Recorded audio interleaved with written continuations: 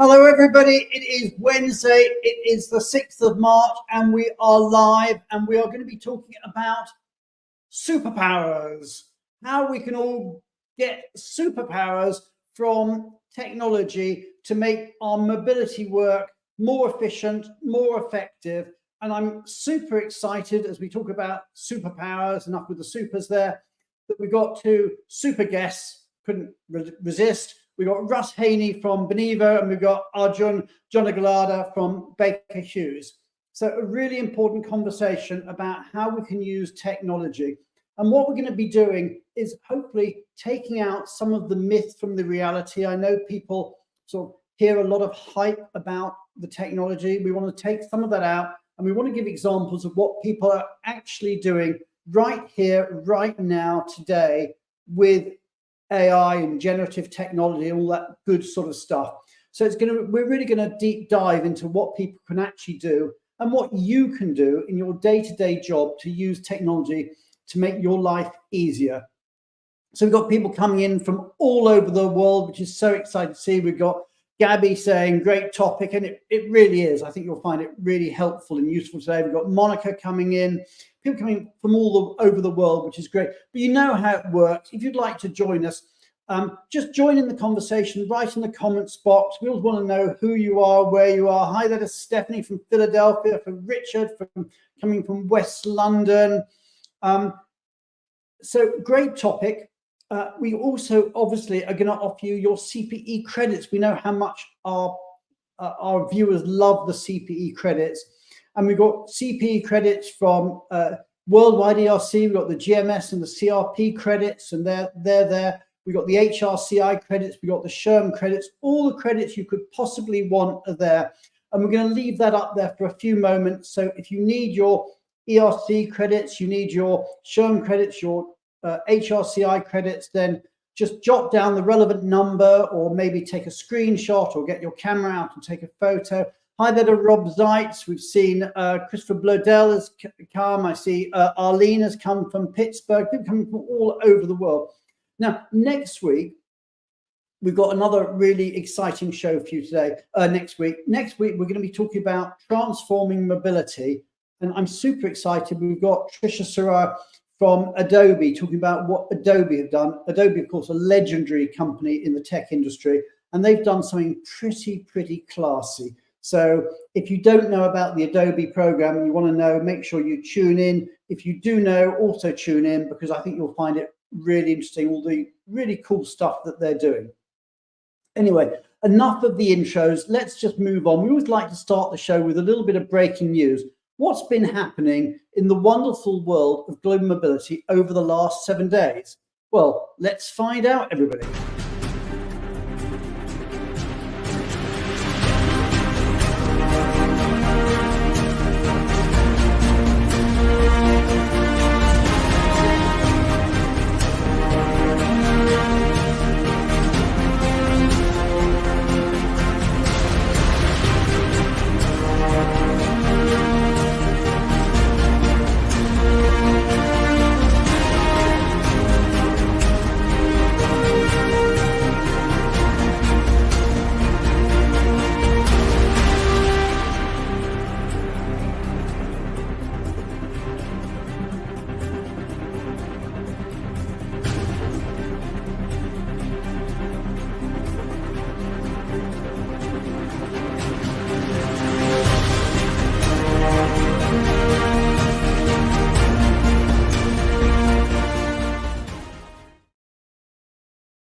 So there we go. Lots of people have been promoted, and congratulations to everyone who's been promoted.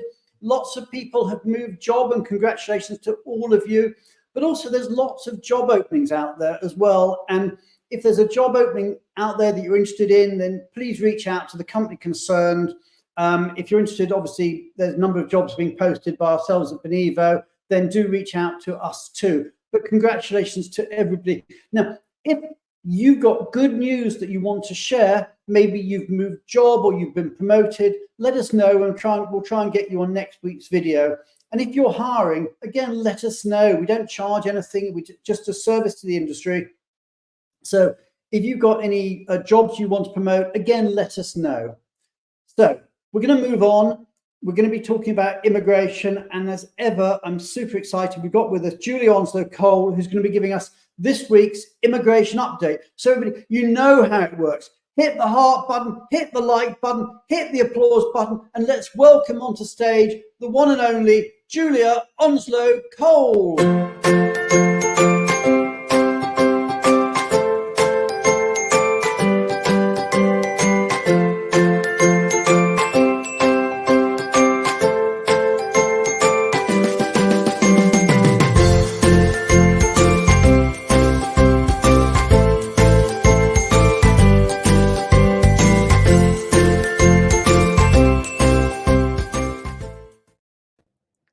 Brian. Yeah, how are you doing? Very well, thanks. Really well. And I know last week, I think you were in Riyadh. Where are you this week? In Dubai. I'm in Dubai this week. So moving around as ever. And what are you talking to us about today, Julia? Well, I was just trying to be very complimentary to the theme that Russ and Arjun and Beth are talking about. So I just really wanted to just highlight, the role that technology is playing in immigration, because I thought that sort of fitted nicely with what they're talking about. And I'm really excited to hear what they're talking about. And also I'm very excited to hear about the charity from Magdalena. And I just want to give a call out to Ali Haider. He's the director of Nomadic, which is our technology at Fragment, and he helped me with this. So thank you, Ali. But I think one of the things when you look at the whole immigration process, and particularly business visitors, everything has got so complex. It would just be impossible to manage without really good technology. And I think that one of the things that's really happening, which makes it impossible to, track it without good technology, is that you get all of these disruptions. So you need real-time information. And also, the governments are really strengthening the digitalization of borders. And we did something about this. I don't know if you remember, Brian, about 4 weeks ago, we talked about the ETIAS scheme, the digitalization of Schengen. And we said that, this will make it really difficult for companies in the sense that it's so easy to track, non-compliance. And therefore, it isn't anymore, a question of should you or should not you not have technology. You just have to have technology, and the better the technology, the better for the companies. So obviously, one of the things with technology is to make sure that you get this centralized data management. And, lots of the platforms like your platform, like Benivo, it just goes from one thing to another. So on Business Visitor, you go from the assessment to the application. And that's something that, again, is something that's really cool. And that's something that's really important. Otherwise, if you have to repopulate information, you could actually change the data. And then leveraging AI or robotic process automation, RPA, to simplify, the visa process, reduce paperwork, limit the administrative challenges, and then proactive tracking. And I really remember on doing some crisis management projects. And I remember one where we had to evacuate over 300 people in 24 hours. And we just had nothing in the company data to say what sort of visas they had. And I remember calling the embassy and saying we had to take these people to the airport. We just couldn't go via the consulate because it was under gunfire and it was very dangerous. And we just had to get carrier's liability waivers and visa waivers. And, after making all these arguments, it turned out that most people did actually have a visa to get back to the UK anyway. But, with this data in this sort of geopolitically volatile, framework that we're working in at the moment across the world, it's even more important to have this proactive tracking in a technology. And then actionable intelligence, robust reporting capabilities, and the ability to kind of spot compliance trends. I think that's something that, Russ might talk about. It's like, taking it all further and actually spotting trends before they happen. So obviously, if you have the technology, you're driving compliance, you're reducing risk, you're protecting your corporate integrity, and you can, yield, as you well know, huge cost savings. And, also the other important thing is that you can reduce risks, because if you're taking data, say, from a passport straight in to your application, you are reducing a lot of risks rather than going through a different process. And then I just wanted to say something about government. So that's from a company's perspective, but we do a lot of consultancy work and advocacy work for governments, and we've been working on numbers of projects around the world about digitalizing the government system. And I think it was interesting, Brian, over COVID, that countries, that hadn't really digitalized their system just had to. And, the countries that were the most poor in terms of a digital system are probably countries like the US, where you still need wet signatures on things, or, and then, other countries rapidly changed to digitalization. And then governments are now nearly all operating on systems where they can share data seamlessly across different government departments and even different governments. So, you see that more and more, where in the past you could, say, give some information for immigration and the tax authorities would never see it. But now there's this sharing. Again, if you don't have that mirrored in your company, then obviously that's quite difficult from a compliance perspective.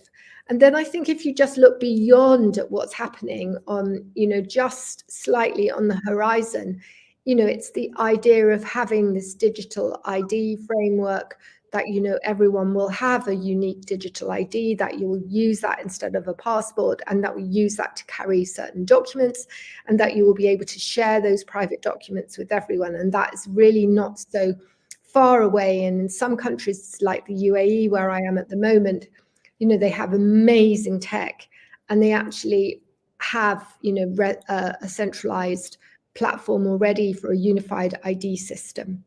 So anyway, that's on immigration, but looking forward to hearing from Russ and everyone else.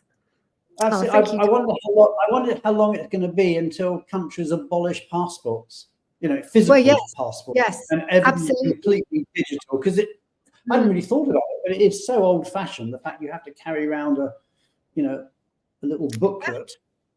Absolutely. Mm-hmm. Yeah. Interesting stuff. And Diane said, happy International Women's Day for Friday to you, Julie, and indeed to everybody else. I hope you and all our other peer friends get to enjoy. They're always nice to hear from Diane, so shout out to her. Okay, so we're going to move on. And Monica said, I'd just like to add, I've seen systems that allow for data tracking, but not reporting. So it's important not just to have technology to track data, but to track it in a reportable way. Yes. Absolutely. Great. I said, what do you need a wet signature for? Yes, well, I think that's something we should ask the US government. Yeah. Absolutely. So anyway, so we'll get into all of that. We're going to be talking a lot more about technology in a moment. But first of all, I'd like to bring on our change maker for this week. I'm really excited that we have backstage about to join us Magdalena Jennings from Equinix. So everybody, you know how it works. We're going to say thank you and goodbye to Julie Onslow-Cole and welcome to Magdalena Jennings. So get your digits out and hit the heart button, hit the like button, hit the applause button. Let's say goodbye for now to Julia and hello to Magdalena.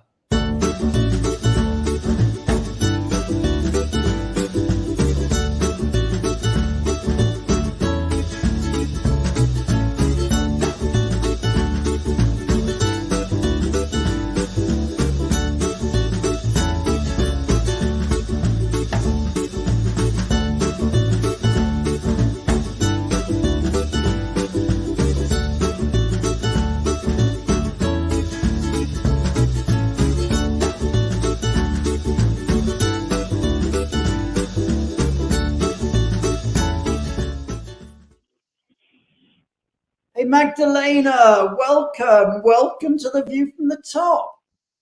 Hi, Brian. Absolute pleasure to be here. How are you?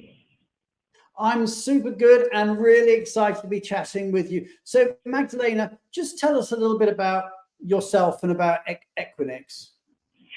So I have been in global mobility for probably just over 15 years. Started life as a tax accountant, and sort of the rest is history. In my current role, I work at Equinix. Equinix is a digital infrastructure company, very much aligned around solutioning, providing those technology, cloud management, consulting services. And I'm the EMEA Global Mobility Business Partner for Equinix. And I think you were telling my producer Tally earlier that you've got the dream job, you've got a strategy role. So tell us a bit about that. Absolutely. I do like to call it the dream job because, in our day-to-day jobs as mobility professionals, strategizing, kind of trying to inform the business, solutioning for ongoing people strategy, solutions, etc., is probably a bit of a luxury, isn't it? Very often we get kind of overwhelmed by the day-to-day global mobility, kind of more of the admin side of things. So my role at Equinix is exactly what it says on the tin. So business partnering with the business and providing proactive and solutions around enabling that talent mobility, very much going into that space now as a business. So a lot of exciting initiatives on the horizon. But having that opportunity to actively business partner with a business, it's an absolute dream come true. And, I'm reveling in the challenge. It's lovely to hear someone who loves their job and talks about it with such passion. And we will try and get you back on the show at a later time to talk all about, I know talent mobility is very much the focus of what you do, and about, rotating people for management development. So we'll get into that. But tell us, you're a change maker. Why did you choose to become a change maker? Tell us about your passion for technology. So I'm actually really passionate about technology, and particularly technology that enables global mobility solutioning. And I think in my role from a strategic partnering point of view, having the right technology, having the technology that enables you to provide the data that the business needs to make an informed decision, it's all that counts. And I'm very fortunate to be with a business in a team where we're very much focusing on those two areas, strategy and technology, as standalone focus areas. So technology, in my opinion, truly enables us to become strategic, to shift from that day-to-day admin-focused global mobility role to a role where, we have that proverbial seat at the table. We're really enabled to input and to inform the strategy. Well, absolutely. And we're going to get back to that in a moment. Oh, I think we might have lost Magdalena there. But we will get back to that in a moment as we talk with the rest of the team about how we're going to use technology. What I am going to do now, because I think we have actually lost Magdalena's connection there, is we're going to move on, and we're going to bring Beth onto the show to tell us what's been going on in Benivo world over the last week or so.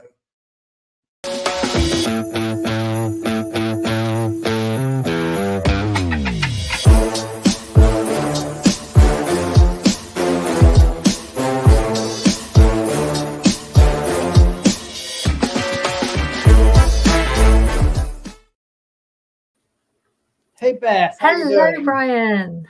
I'm good, thank you. Thank you so much for having me on today. And you're fresh back from Amsterdam, so tell us about that and what else has been going on.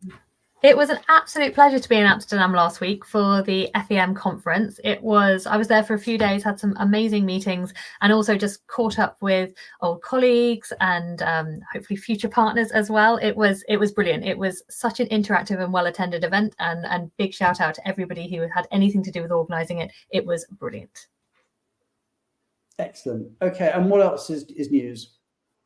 As you mentioned earlier, really exciting to have Russ on the show today. Russ is involved in a benchmarking survey that Benivo are carrying out at the moment. I think Tally's going to put the link in the chat.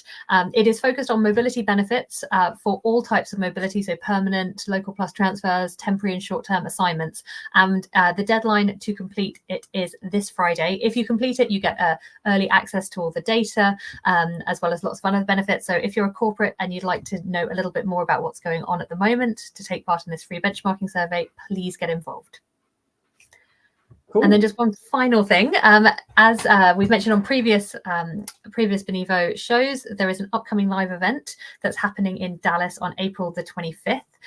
My colleague Cara will be there along with Eric Halverson, and Julia shared she'll be there as well. So it's going to be an amazing event. We hope that you can all make it. So that's the GME live event. Oh, and then one final thing, if I'm allowed to say, if I'm allowed to share, as you saw at the end of our show, you can see there's lots of open roles at many companies, and we always say there's a shout out for Benivo, but Nitsan posted something this week, and I think there's specifically or especially lots of roles about Benivo hiring at the moment. We are it's really exciting to be part of it. And if anyone does want to talk to me about any of the roles, please get in touch via LinkedIn. Be more than happy to chat with people. Looking forward to working with some of you. I think we've hired over 50 people in the last 12 months or so. So there's been a lot of hiring going on, and there still is. So if anybody is interested in any of the open roles, then please do apply through the website. Or if you want any more information, please feel free to reach out to me and I'll pass it on to the appropriate people. Anyway, so that's our Benivo update for this week. Now we're going to be talking about global mobility superpowers, which I know is a subject very dear to your heart, Beth, and a subject very dear to mine, and indeed all of us at Benivo. But without further ado, actually, do we have Magdalena back? No, we're struggling to get her back. If we can, Magdalena, if we get you back, we'll bring you back at the end of the show to continue our conversation. But I don't know what's happened to the internet connection there. Anyway, we're going to move on now, and we're going to talk to Arjun from Baker Hughes and Russ from Benivo, and we're going to be talking about global mobility superpowers. So everybody, please, as we welcome our special guests onto the stage, hit the heart button, hit the like button, hit the applause button, and let's welcome Arjun and Russ to our stage.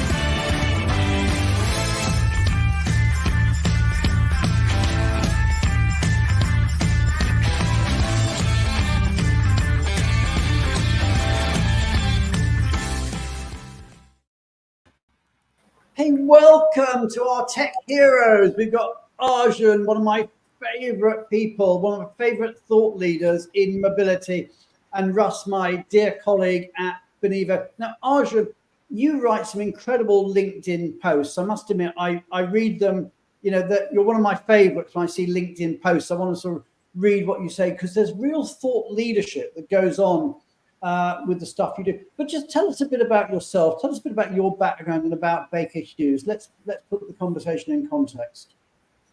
Yeah, sure. Thanks, Brian, for inviting me to the show. So I'm a global mobility director at Baker Hughes. Baker Hughes is an energy technology company. I've been in the GM space for about 18 years now. Love what I do. Yeah. Cool. And although Baker Hughes is Houston-based, you're based out of Dubai. Is that right? Is that a big hub for you guys? Yeah, actually, both from our, revenue model and our business, we have a large clientele in this region, be it Saudi, Dubai, etc. So. Okay. So let's just talk then. We're going to try and talk about technology. We're going to try and demystify some. We're going to take some of the hype away from the myth away from the reality, and we're going to talk about it, how it makes our life easier. Rob Zeitz has just said Arjun is a must-follow global mobility influencer, and I absolutely agree. If you don't follow Arjun already, I do recommend it. Lots of interesting and thought-provoking posts that you make on LinkedIn. Let's just start off. Actually, I'm going to ask the audience a question before we start. How many hours do you think, you and the audience, will actually be able to save this year by using technology to automate things you do currently? And I'm talking about GPT or AI technology, so not just spreadsheets and the like.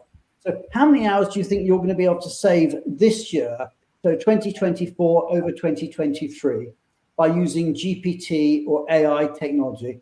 And I'll give you some choices.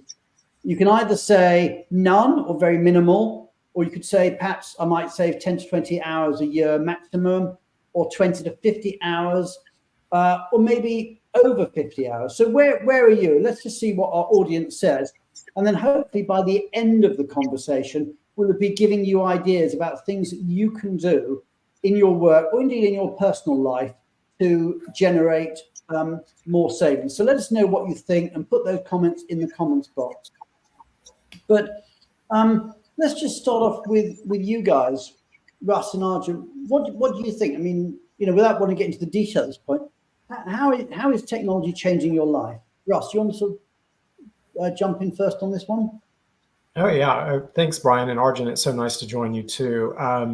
So happy to talk about this topic. If you had asked me even 9 months, 10 months ago, if I would be speaking about the extensive use of artificial intelligence in my day-to-day work, I would have been like, me? I barely, touched it, but it has transformed my work with Benivo's clients and has elevated my work to a more strategic place. I'm less focused on the tactical parts of my advisement engagements. And really, it's much, it's in the background of my work for sure, but it's so integrated. I think we think about AI tools as something we go to ChatGPT, or we input data into a tool, but it is so quickly becoming integrated into everything that we do that it's almost hard to discern, am I using it or not using it? It's just always there operating in the background. What about you, Arjun? Yeah, for me, AI is in fact like an iPhone moment, right? Like things before iPhone and things after iPhone. And AI That's was that like... Great way to describe it. It's an iPhone moment, yeah. Yeah, absolutely. I think from going from a search engine and where we couldn't see anything beyond a search engine, we finally had an answer engine. And then in the matter of 1 year, we could see it doing different stuff like text to image. You can generate images out of AI tools. You can actually start interacting with it right now in different languages. I was actually impressed where I was interacting with the tool and asked it to translate to another language. It does a very good job. I know with images, etc., there is still a way to go, but it's definitely promising. Yeah, I've just added ChatGPT to my Amazon Alexa, so I just sort of speak to it and get answers, which is quite cool. In terms of the survey results, by the way, that question there, we actually did ask I did it in a LinkedIn post, and what people said is 28% of people said none or very minimal in terms of the hours of efficiency gains. Another 19%, so together that's just under 50%, said they get 20 hours. So about half the people we asked said they were going to get about 20 hours or less. And then 30% said, or 31% said 20 to 50 hours, and 22% said over 50 hours. This is actually so interesting because when I looked at the results, I found quite a number of people who said they were going to get over 50 hours were actually my colleagues at Benivo. And interestingly, we actually set ourselves a target back end of last year. We set ourselves a target of saving 10,000 hours of efficiency gains. And we're not that big a company. We're a company with about 130 employees. But we hit that target. So, I mean, Russ, I don't know if you want to sort of comment on the efficiency gains that you've seen.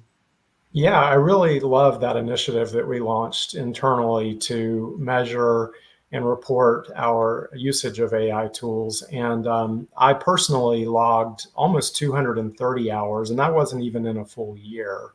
And I would say on average, I'm trending at about a 15% efficiency gain using AI tools. And, I think the way that I use AI would be relatable to a lot of our audience who are, I would say if you are routinely communicating with colleagues and clients, if you are having to analyze data and tell a clear and compelling story that is data-based, I think that you would benefit greatly from exploring the use of AI if you're not already. And I would also say that you don't have to necessarily be a pioneer. You don't have to be an early adopter. I know some of us have that tendency more than others, and that's reflected in the survey you just issued, Brian. But it's also about just being smart about the technology that you adopt. And, you know, as subscribers to the Benivo platform, our clients have access and use, even if they don't realize it, AI pretty much every day, because it's just operating in the background. So, you know, you don't have to be that early adopter. You can really be smart about using technology and adopting technology. And you may not even know that you're using it in the ways that you are. So just talk about it. I mean, Arjun, from your perspective, both, you know, either work or personal, what's your sort of daily interaction with AI? Yeah, lot of idea generation. I want to stress that even with AI tools, the seed of the idea will continue to come from a human, right? Whether you want to build a self-driving car like Tesla or land rockets, that idea I feel will come from human. But if you want to supercharge the idea, get some options, challenge yourself, AI is your digital assistant. And for us, where we are continue to be challenged to be lean as an organization, as teams, etc., think of each person having a digital assistant for themselves, something that has a promising start today, but give it another year, give it another 2 years, it will learn and become further smart. So that's my sense of using AI and the promise it shows. Yeah, I mean, my take on this is there's an old saying, you can either work hard or you can work smart. And if you're smart, you'll work smart. And that what it does is it just makes our life easier in many ways, that it takes us from being creators to being editors. Or the other way I like to look at it is I say, it's like having the best personal assistant in the world ever. That you've got this really, really smart personal assistant that can do all sorts of stuff for you. But nonetheless, they're only a personal assistant. So you've got to check it and make sure it's right and edit it and etc. But it's a start point. And Arjun, I think you had a graphic. Let's see if we can get Tally to pull that up, which sort of explains what AI can do. And tell us about this graphic, Arjun. Yeah, so I grabbed it from one of the Microsoft sites where they publish data on usage of AI based on their tool set, right? Like worldwide usage. So what they notice is that a world before AI, you start with your idea and start with scratch, etc. But with AI, although it didn't figure out everything, it'll give you a very good first draft. Whereas in the past, you would have to do that all by yourself, gather data, build a presentation, and stuff like that. Whereas now, I think someone in the chat mentioned, it's as intelligent as your questions, right? So if you figure out how to ask the right questions, provide the correct guardrails, etc., it will give you a very good first draft. And then instead of starting at average and without AI, ending at great, with AI, you're essentially starting already at a good first draft, and then you end up at an outstanding product. Okay, so there's two things there. That it makes us more efficient because we can do things in less time, but it also makes us more effective because the end product is better than it was. So to take that graphic we've got up there, is that where we mostly deliver at the moment without AI is we get to great. Whereas with AI, we start, if you like, further down the value chain, but we end up even further down. We end up not at great, but at outstanding. So we got both efficiency and effectiveness. And Russ, we'll take that graphic down now, if I may.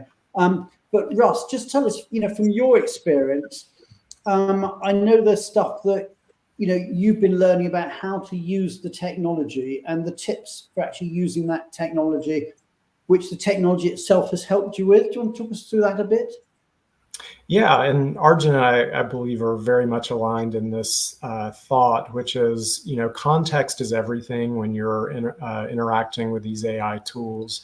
And I think the personal assistance analogy is an apt one. That's definitely how I feel when I'm interacting with the technology. And I try to be a good conversationalist. I try to give the AI tool the same kind of context that I would give a personal assistant. If I were asking that assistant to provide me with a first draft of a report, an article, whatever it may be, I want to make sure that that assistant has the background, that they know the goals that I'm trying to accomplish. They understand the audience. They understand the point of view that I wish to adopt. Anything that I can do to give that tool context yields a better result. And one tip we were talking about in preparation for the show, which I've found useful lately, is I've really tried to adopt the habit of doing a bit of a post-mortem on the conversations that I have with GPT tools. So if, I found that, if I'm having a conversation and trying to get a certain result, and it's taken a while and it's taken a lot of repetitive prompts, and it feels a bit frustrating, yet somehow I still get to the end and I get what I need, I'll open a fresh conversation and I'll drop in that optimized response, and I'll drop in the original prompt that I used, and I'll actually ask the GPT tool to analyze the original prompt against the optimized output and give me guidance on how I could have optimized the original prompt to yield the optimized result, so that I gain efficiency in the future by not repeating the same mistakes or leaving out the same details. So it's really just like a personal assistant. You learn from each other. You lean on each other to tell what is needed, what's missing, and you get better and better in those conversations as you go along. So that's incredible. So you're actually asking the GPT technology to tell you how you should have asked the question better. That is right. So, and let's just put these up here. So Samantha says, yes, I love this one. Rachel said, great idea. Monica says, this is a great idea. Well, look, guys, if one good idea has come out of this show, then we've added value. But let's see if we can pull some other ideas out there. Now, Russ and Arjun, you met working through a survey. Tell us a bit about how you met and how technology helped in that whole project you were working on together. Sure. Arjun, do you want to start? Maybe share what your original request was? Yeah, sure. So for most of my work, and like you mentioned, the LinkedIn post, I try to think of the industry as well. So I was looking for some sort of statistic that mentioned or indicated that what is the ideal staffing ratio between your global mobility program size and how is your team positioned in terms of your scope of work, whether you're fully insourced, fully outsourced, co-sourced, etc. So I didn't find nothing. So I reached out to Russ and Tally asking, do we have some indicative data? If not, can you kindly help run a survey? And Russ was kind enough, but I let him take over. Yes, I was so happy that Tally connected us, Arjun. And, when I first heard your request, my initial thought was, well, I'm not surprised you're not finding a lot of information on that, because it's a question that I've gotten occasionally throughout my career. Mobility professionals are always interested to know how their mobility teams compare to their peers. And, are we overstaffed, understaffed, or just right? And it's hard to correlate simply or tell a simple story to say, well, if you have 100 moves, you need one person on staff. There's so many other variables that come into play: the complexity of your program, the degree of outsourcing, the relative adoption of technology to assist your work and make it more efficient. What kinds of moves are you engaged in? What kind of locations are you moving people to? And also, how mature is your program? I mean, people that are operating a new program that don't have robust policies or a settled supply chain, they're going to be much more needy for staff than a mature program that has all of those things settled. So my first instinct was to go to ChatGPT to lay out the case, give all of that context, and kind of paint a clear picture of the story that you and I wanted to tell. And I shared with you a draft of the survey for your input, and it was a great collaborative experience working with you. And one thing we discovered, which is a funny anecdote that I'll just add, is that, in talking about preparing for this show and using this as a use case for demonstrating how you and I work together, you kind of shared, well, honestly, I didn't even really know that you were using ChatGPT in that way. And to me, that's like a high compliment, because it just says that, look, this is an example of how we can elevate our work, elevate our engagements with our clients. And it doesn't necessarily mean that you need to advertise or put front and center that you're using ChatGPT or other GPT tools. It's just, again, that personal assistant that's sitting next to your desk that's helping you kind of be quick and nimble and react to your client needs. So that was kind of nice to hear Arjun say that it wasn't really apparent to him. But yeah. Why should you say that? In the same way that if you're a consultant, you wouldn't say, "Oh, my assistant did the first draft for me, and all I did was review it and send it out." That's just the way life is as a consultant, and this is the way life is with GPT or other AI technology. Is you just use it in the same way that you might use a spreadsheet or a PowerPoint or something. You just use it. So tell us a bit about that. So you developed it. Tell us a bit about the process of developing a tech. For anybody out there who wants to do a survey with GPT technology, tell us about how you go about doing it. Let's get into the real bones of it. Well, let's continue the assistant metaphor. I mean, just as you would bring an assistant into your office and outlay the contours of a new project, you would share who the client is, what their goals are, what they're hoping to understand from the survey. You give as much context as you possibly can. The richer the context you provide, the better output you're going to get. And that's exactly how I began the conversation with GPT. I gave the context that Arjun had shared. I also gave my own ideas about the variables that would impact staffing beyond just volume of moves. But I was open to what ChatGPT would suggest as well. I mean, it is, attuned to the industry and trends in the industry, and it can also offer kind of perspective on questions that may need to be asked. So in doing that, in the conversation, GPT was able to generate survey questions. I would, ask it to give, if for instance, we were going to structure the survey as a kind of drop-down list of choices for the participants for each question. What are those choices? How should they be structured? What is going to yield the best data to tell that clear story in the end? And so I literally had a long conversation with GPT to generate the survey draft. Arjun was as instrumental as the GPT tool to collaborate and give his perspective as well. And so it was like working with an assistant and working with a client to hone that result. And then once we issued the survey and got the data back, I conditioned the data, certainly anonymizing the data so that we don't include any participant personal information, removing company names and client names, all of those things. But once that data is conditioned, it was put into GPT.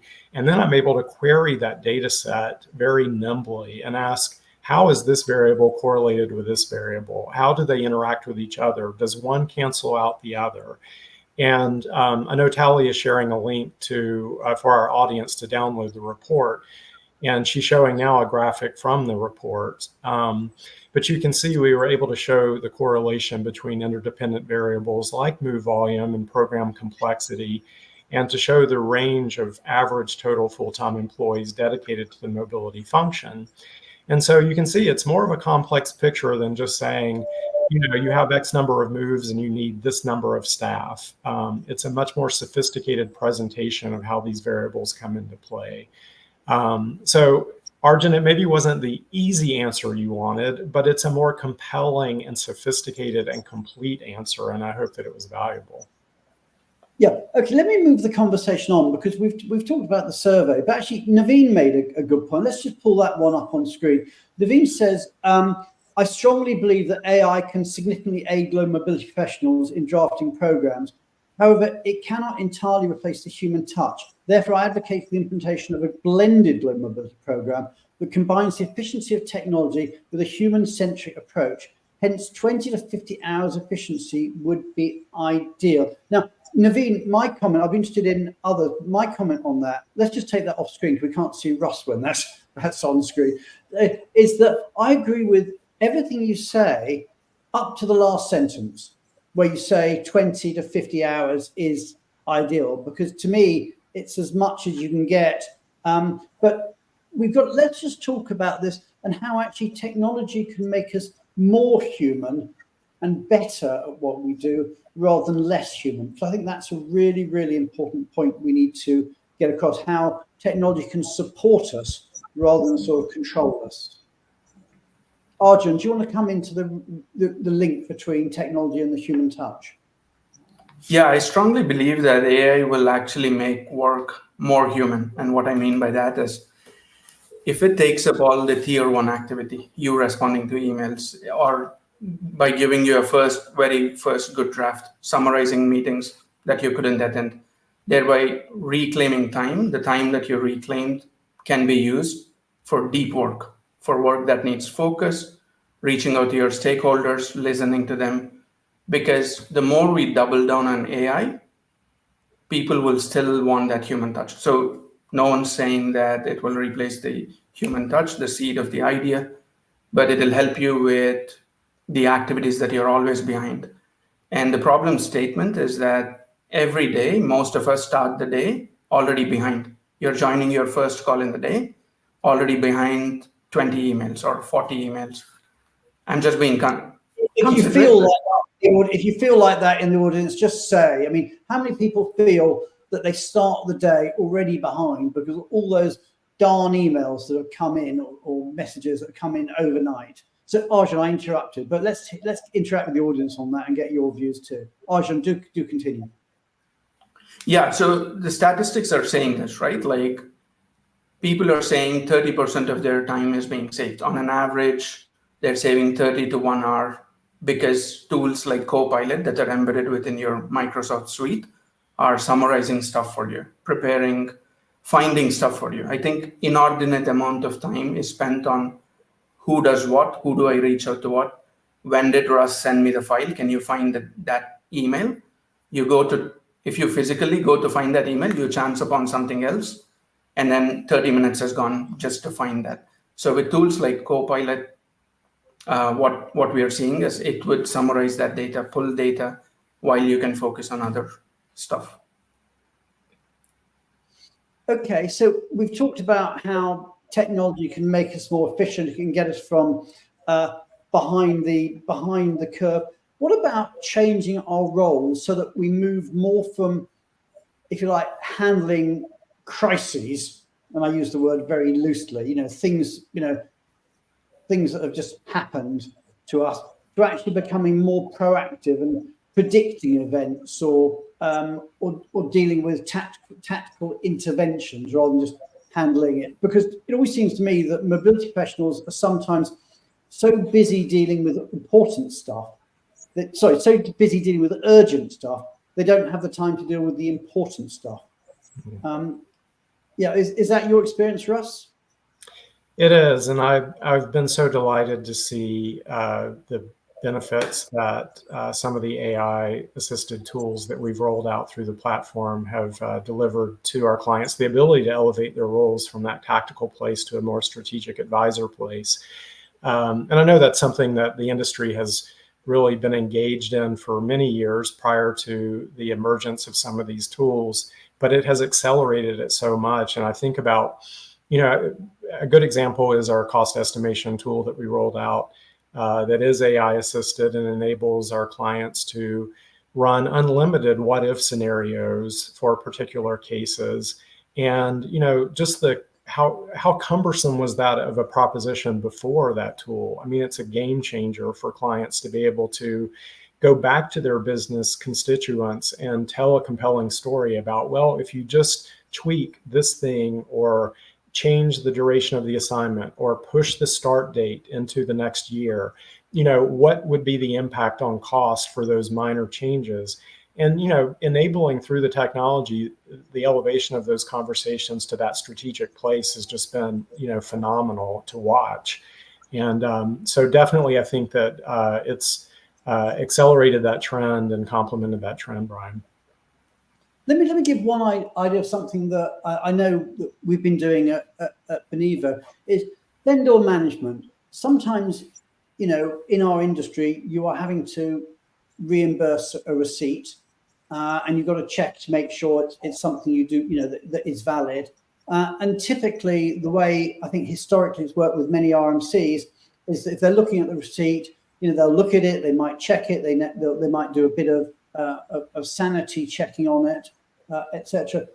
What our technology is doing, and I'm sure others will get there as well eventually, but the way technology is going, is that you scan the receipt and then the AI automatically does searches on the vendor. So, for example, you know, if you're paying a receipt, is it a receipt from a company that is reputable? What are the user reviews of that? So if it's a car hire company, whatever, and it's Hertz, okay, you know it's a reputable company, etc. If it's, you can check the user reviews. Is that somewhere that actually you want people to be using it? What's their financial status? Is it a company that's likely to not be there in a while? And all of that sort of stuff that would take humans, you know, days to actually, or certainly many hours to research, can be done within seconds if you use the AI to actually be your super assistant. So there's all sorts of things that are going on there. But also, what about, we talked a bit about the cost estimate side. I mean, talk about scenario planning with technology. Mm-hmm. Yeah, I mean, I think the ability of AI to quickly and efficiently compare two scenarios, whatever that may be, is quite effective. You know, and it can be as simple as, I've had occasions where a client has made incremental changes to a policy and they want to generate a communication out to their business on what are those changes. And you can literally upload the old and new version and ask AI to generate that communication. And, you know, think of the time saved in having to do that. But yeah, I mean, comparing two cases against each other to optimize them for cost or for projected outcome and success is a wonderful opportunity to leverage these tools. Arjun, any thoughts on that? Yeah, for me, I think I'm looking forward to the day where, let's say you want to bring someone from Australia to Italy, you have an AI tool that will summarize and give you a consultation on immigration, benefits, tax, just for a consideration, right? Like, it'll get better over time, but right now we are piecing that information from 4 to 5 people. And if we get to a state where that tool is available for managers, HR, to say, what am I looking at, even before it comes to GM, I think that's a great place to be at. And I'm thinking we'll be there in a couple of years from now. Mm-hmm. Absolutely. And certainly I know that the technology that we're using, we do train it on companies' own policies and processes.